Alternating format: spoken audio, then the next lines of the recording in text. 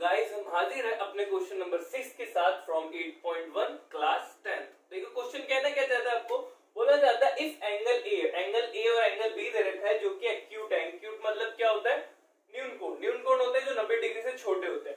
Such that ए कोस ए और कोस B क्या दे रखा है आपको? इक्वल दे रखा है। देन उसके बाद क्या निकालना है? शो दैट करना है ए एंगल और बी के दोनों बराबर है। तो आपको एक ट्राइंगल दे रखा है और बोल रखा है आपको ये ए इधर ले लेते हैं और बी इधर और यहाँ पे सी। तो बोला जाता है ये दोनों एंगल क्या है? बराबर है। ये आपको प्रूव करना है। बट अगर यहाँ पे हमें दे रखा है कोस ए और कोस बी दे रखा है, तो जब भी ट्रिग्नोमेट्री रेशियो दे रखी है तो क्या सबसे पहले जरूरी क्या होता है आपके लिए? 90 डिग्री। क्या होता है? 90 डिग्री। तो मैं यहाँ पे 90 डिग्री को ज्यूम करना पड़ेगा, लेट करना पड़ेगा। यहाँ पे हमने क्या बना दिया? डी पॉइंट लिख दिया इसको। तो यहाँ पे लिखेंगे let C D perpendicular on A B. जो सी डी है वो लंब है किस पे? ए बी पर। Sorry A B not A D. A B पे क्या होगा? लंब, मतलब 90 डिग्री बना रहे हैं। ठीक है, ये हमने अज्यूम कर लिया, लेट कर लिया। तो हमने क्या दे रखा है? कोस ए एंड कोस बी। क्या दे रखा है? कोस ए और कोस बी। तो ये गिवन है, तो गिवन लिख देते हैं यहाँ पे। कोस ए क्या होता है आपके पास? बी अपॉन में एच एंड ये भी क्या होता है? बी अपॉन में एच ही होगा। देखो अगर आपको नहीं पता तो वही साइन कोस पर्टिकुलरली पर जरूर बोले लिखो और आपको पता चल जाएगा भाई कोस क्या होता है। और मुझे तो याद है तो मैंने लिख दिया। तो अब ए पे आ जाओ, एंगल ए पे आएंगे। तो एंगल ए पे आ गए तो क्या है? बी अपॉन में एच। तो जो एंगल ए होता है उसके सामने वाली साइड क्या होती है? परपेंडिकुलर। तो परपेंडिकुलर है सी डी। हमें सी डी नहीं चाहिए, हमें बेस चाहिए। तो बेस है ए डी और एच चाहिए तो एच है ए सी। तो क्या लिखेंगे? ए डी अपॉन में AC। देन बेस अभी इधर वाले में आ जाएंगे एंगल बी पे। तो एंगल बी के सामने भी कौन है? परपेंडिकुलर। बट हमें परपेंडिकुलर नीचे में बेस चाहिए। तो बेस क्या है? BD और H क्या हो जाएगा आपके पास? BC। बिल्कुल ठीक है। अब यहां से हम इन दोनों साइड्स को इक्वल कर लेते हैं। देखो जैसे AD AD और BC BC को इक्वल कर लेते हैं। AC आ गए और इन साइड्स को जैसे AD और BD को एक तरफ कर लिया हमने। यहाँ पे क्या मान लिया? AD क्रॉस मल्टीप्लाई से BD नीचे आ गया, AC ऊपर ही रहा, AC ऊपर चला गया और BC कहाँ आ गया आपके पास? नीचे। देन उसके बाद हम इसको क्या अज्यूम करेंगे? K मान लेंगे। क्या मान लेंगे? K। क्योंकि अभी इसको हम नहीं बता सकते कि AC और BC बराबर है। ठीक है, तो हमने क्या मान लिया? कोई वैल्यू मान ली, K मान ली। अब K की वैल्यू देखते हैं क्या आता है। क्योंकि अभी देखो अगर मैं यहाँ पे बराबर में नहीं ले जा सकता इसको, हमें तो सिर्फ अगर मैंने AC और BC को बराबर कर दिया तो मैं एंगल A और एंगल B को बराबर कर सकता हूँ। बट अभी मैं इन दोनों को बराबर नहीं कर सकता क्योंकि यहाँ पे ना 0 गिवन है, ना 1 गिवन है, ना 2 गिवन है। तो हम कुछ नहीं कर सकते। इसलिए हमने क्या मान लिया? K मतलब कोई भी कांस्टेंट एक नंबर है। ठीक है, तो यहाँ से क्या आ गया आपके पास? इन दोनों को हमने बराबर कर दिया। तो हमने लिख दिया AD अपॉन में BD इक्वल टू में K। देन AC अपॉन में BC इक्वल टू में K। तो AD को इधर ही रखो एंड BD इधर चला जाएगा और किससे मिल जाएगा? K से। ये क्या हो गया? Equation first. और यहाँ पे भी AC आ गया आपके पास और BC और K उधर चला गया तो क्या आ गया? इक्वेशन 2। बात समझ आ गई? AD को इधर रखा है, क्रॉस मल्टीप्लाई करके BD K के पास चला गया और यहाँ से BC किसके पास चला गया? K के पास चला गया।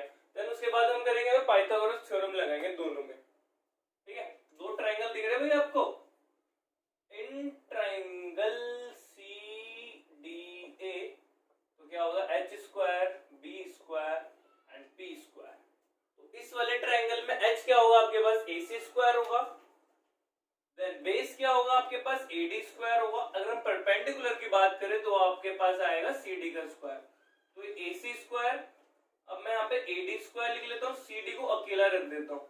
ठीक है, क्योंकि देखो अगर मैं इस वाले ट्राइंगल में भी लगाऊंगा, इस वाले ट्राइंगल में भी क्या है? CD आएगा। देखो यहाँ पे देखो ध्यान से, इन ट्राइंगल CDB तो H square B square P square लिखते हैं यहाँ पे बाय पाइथागोरस थ्योरम।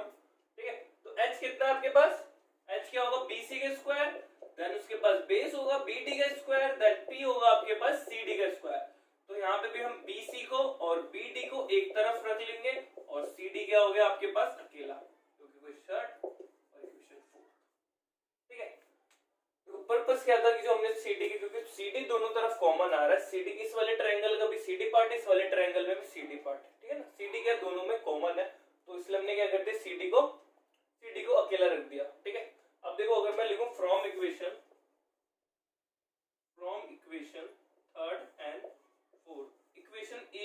और 4 को अगर हम देखें तो दोनों तरफ सीधी सीधी आ रहा है, तो मतलब जो राइट हैंड साइड है दोनों का क्या इक्वल है, तो उसका जो लेफ्ट हैंड साइड होगा जो LHS होगा वो भी दोनों तरफ का क्या होगा इक्वल हो जाएगा। तो हम इसको क्या कर देंगे AC माइनस में AD इक्वल टू में BC माइनस में PD का स्क्वायर। बात समझ आ गई? आई होप आपको समझ आ गई ये बात। जब इधर की साइड दोनों क्या बराबर है तो ये भी दोनों क्या हो जाएंगे आपके बराबर हो जाएंगे। अब यहां से देखिए क्या लेंगे, अब यहां से हमें आया था AD और AC की वैल्यू, तो यहाँ पे लिखेंगे पुट द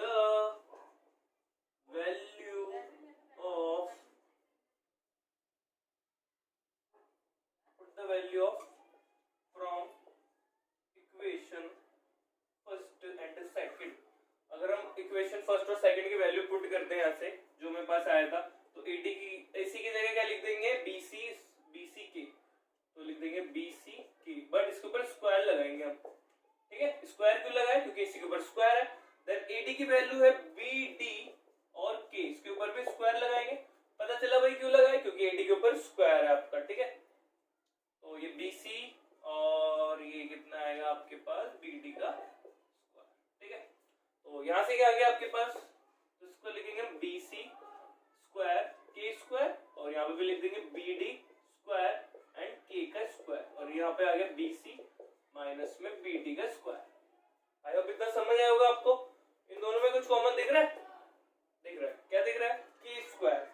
तो K स्क्वायर अगर यहाँ पे रखा तो यहाँ पे क्या बचा BC स्क्वायर, दोनों के पास K है तो K बाहर ले लिया, BC बचा इसके पास BC ले लिया, इसके पास देने के लिए क्या भाई BD, तो BD को हमने अंदर ले लिया और BC स्क्वायर माइनस में BD स्क्वायर, तो K को यहीं पे रखेंगे, तो यहाँ पे क्या बचा BC स्क्वायर माइनस में BD स्क्वायर इधर का।